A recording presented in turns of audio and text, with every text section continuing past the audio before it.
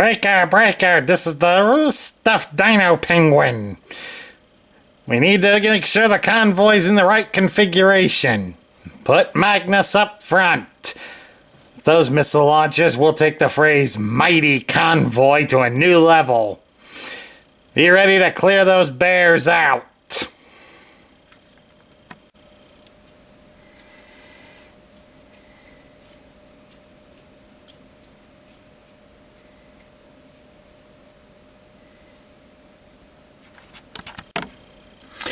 Hello everybody, Sparkster1701 here, and I've decided for this month of November, we're going to do things a little bit off-key.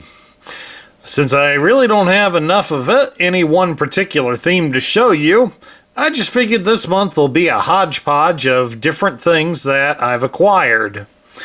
So, the first thing out, we're going to take a look at a pair of Chrono-Q transformers. This is Optimus Prime and Ultra Magnus, both done from the Generation 1 era. These two are relatively recent releases, or at least that's my best guess. Trying to read the information on the packaging is a little difficult. Especially when one doesn't know the language. But I'll show you the boxes here in a little bit. These characters were part of a 5-character set. The set also included live-action movie Optimus Prime, the long-nosed truck version from the first 3 of Michael Bay's films. It had live-action Bumblebee, since the alternate mode was done to look like a Camaro, and not the Volkswagen Beetle. And the third one was Barricade, but he was done from one of the more recent animated series. I'm not entirely sure which one. And then there was Optimus and Magnus from Generation 1. Which sort of made sense with putting these two in, since they could be done relatively cheaply, because they pretty much have the similar alternate mode, and they transform the same. The Chrono-Q toys are a small line that Takara Tomy puts out. The Transformers have been part of that. There are some that are slightly bigger than these guys, and they feature pullback motors.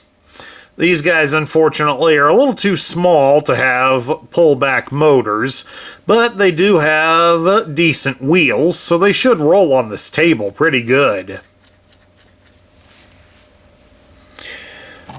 We'll start here by bringing Optimus closer to the camera so you all can see. As you can tell by looking at some of the detail on him, he's going to be a super deformed version of his famed alternate mode, since they've got the trailer here on his arms. All in all, the paint detail is pretty nice on him, although it would have been nice if some had been done on the side mirror, on the side windows here. But I guess that's a minor gripe, really, all around. And then, of course, we also have Ultra Magnus. I mean, he looks a little different compared to how he normally is in the Generation 1 appearance, because usually his chest is more done up in a reddish color with a blue chest shield over it. But I don't really mind this look too much, especially since, like I said, he's basically just a retool of Optimus. Again, he has no paint detail for the side window. That's a bit of a disappointment, but I think the bigger one that some of us fans might take more issue with is the lack of paint detail on his hands. Especially the Generation 1 toy had white hands. but I guess all in all, it's acceptable. I mean, at least they did retool the trailer so that the trailer does sort of look like the car carrier mode. The missile launchers are definitely a nice touch. All in all, they are rather cute little figures. Now, one would ask, how do they transform? Well, we'll bring up Prime here and we'll show you. It's very, very, very simple, since the instructions are printed on the side of the box. First step is to come back here to their back sides and lower this black piece, because it will also allow the head to be able to fold down. As you'll see here, the black portion has a little extra plastic here. When you're transforming it back into the robot, it presses on some tabs to help bring the head back up. So that's at least something nice. A few of the modern toys could use something like that to help get their heads back out. And then you would rotate the arms so that the hands are at the back. And then you fold them towards the back and press them together. And then you'll come down here and you will fold their feet up against the robot chest. And then there you have it. Optimus is in his truck mode. As we said, should have 4 good wheels on here. I mean, I always say 4, but you can see 6. The ones in the middle are obviously fake wheels.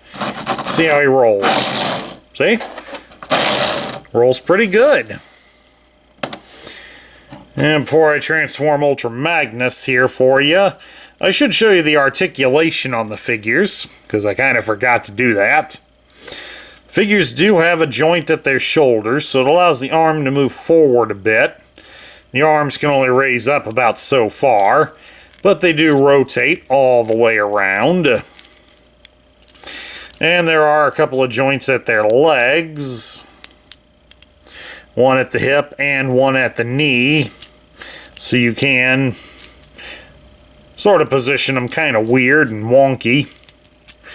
You're not going to get much out of it, just due to their small, super deformed size. And of course, Magnus, since he shares the same mold as Prime, transforms exactly the same way. And there we go. He's in his car carrier mode. We'll set that back and you see, Magnus rolls just as good. Even does a nice bit of skid sliding. Not something I would recommend you ever try in a real truck, but at any rate, I did tell you that we would show off their boxes, and here they are. As you can see, I paid $15 for each of these guys. They were sold at an anime convention called Matsuri-Con, which happens here in Ohio. And I am a frequent attendee there. We had an added bonus this year. PowerCon was also that same weekend, so we got to see a lot of vintage toys. Predominantly Mattel toys, since when you think of something with power, gotta go with He-Man. But there was also quite a fair bit of Monster High dolls, too, for sale. And a couple actually had the gall to be there dressed as Barbie and Ken from the recent movie. They were in the rollerblading outfit, complete with 3 yellow rollerblades. Talk about an assault on the eyes. But at any rate, here's how the boxes look like. The little guy's inside in his robot mode. And you basically get to see they have a picture of the robot up here, and they show off the alternate mode down here. And this gives his name right here. On this side of the box, it has the instructions. There's nothing on the top of the box. Bottom of the box is full of the legalese. You're more than welcome to stop it and read it yourself if you can read Japanese. Same deal with the back of the box. Up here, it shows off the other three in the toy line. You have Bumblebee on the end, Optimus in the middle, and Barricade here on the right. Then on this side of the box, it has a small probably a small bio here, but it also has a tech spec meter, which is kind of nice. But the tech specs only provide for 3 stats. You get power, you get speed, and for some strange reason, we get humor. So they say Optimus here is a 5 out of 5 on power, and a 4 out of 5 on both speed and humor. So that says Optimus is really strong, pretty fast, and a rather funny guy. Never pictured that out of Optimus. Whereas Ultra Magnus, it gives his strength as 5 out of 5, his speed is 2 out of 5, and his humor is 3 out of 5. So Magnus is also very strong, but he's relatively slow and probably about average in the humor. Again, that's not something I typically would think of with Ultra Magnus, especially in the animated film where he was voiced by Robert Stack. Oh well, always something in the world of Transformers. But now we get down to my thoughts. What do I think of these guys? Well, these are cute little toys that are obviously relatively inexpensive in their homeland of Japan. But then again, the $15 that I paid for them, that's not too prohibitive. Famous last words. But at any rate, I do kind of like them. The fact that they have no accessories makes them very collectible because you don't have to worry about losing parts. So I find them a nice, worthy addition to my collection. I know some people aren't going to feel as strongly about them, and that's alright. I do kind of like them, and as a reviewer here, I do like to show all of you some different ones that you're not always going to find every day. I apologize to any of you parents in advance that are watching this channel and your kids see these and want them. I would suggest try eBay. Unless you're an anime fan like me and you go to conventions. But then again, well, let's not go there on that. At any rate, that's my review of the Chrono-Q versions of Optimus Prime and Ultra Magnus. I hope all of you enjoyed it. Please do remember that if you like the content we feature here on this channel, please remember to like, share, comment, and subscribe.